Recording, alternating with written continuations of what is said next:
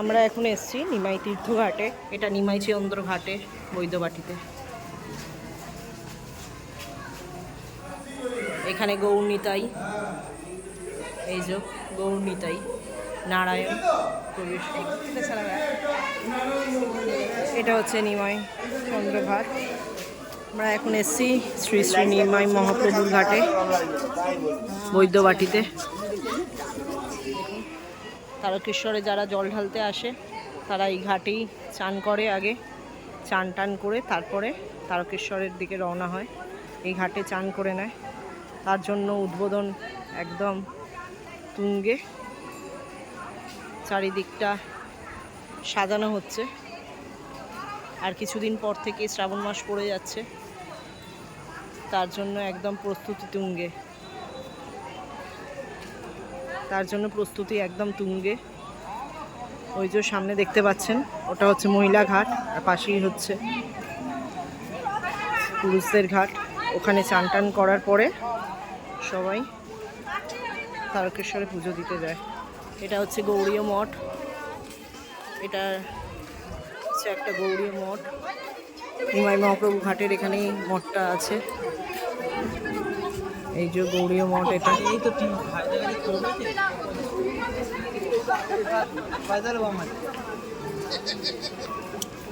সবাই জল ঢালতে যাচ্ছে, তারকেশ্বরের উদ্দেশ্যে রওনা হচ্ছে এরা সবাই।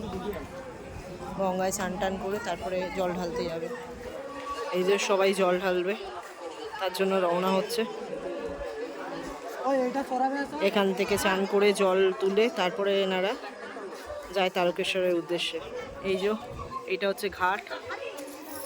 ওই যে ওইখানটা গার্ড দেওয়া আছে, মানে ওর বাইরে যেতে পারবে না, ওই অত দূর অবধি সীমাবদ্ধ। যদি চান করতে হয় ওই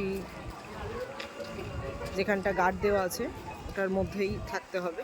এখান থেকে সবাই চান টান করে পুজোর জন্য জল নিয়ে তারকেশ্বরের উদ্দেশ্যে রওনা হয়। দেখুন খুব সুন্দর ঘাটটা বাঁধানো। সকালবেলা আরও পরিষ্কার দেখা যায়।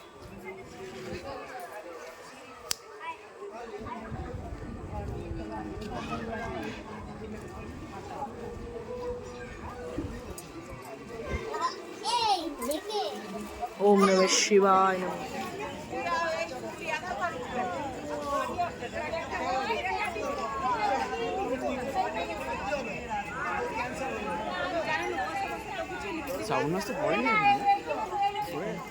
এখান থেকে তারকেশ্বর যাওয়ার জন্য সবাই বাঁক আর কলসিতে করে জল নিয়ে যায়।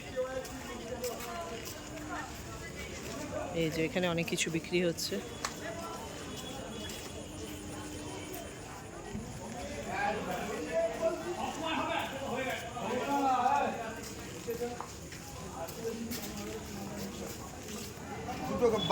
এখানে দেখুন যারা যারা পুজো দিতে যায় পুণ্যার্থী, তাদের জন্য এখানে সকল রকম ব্যবস্থা করা আছে।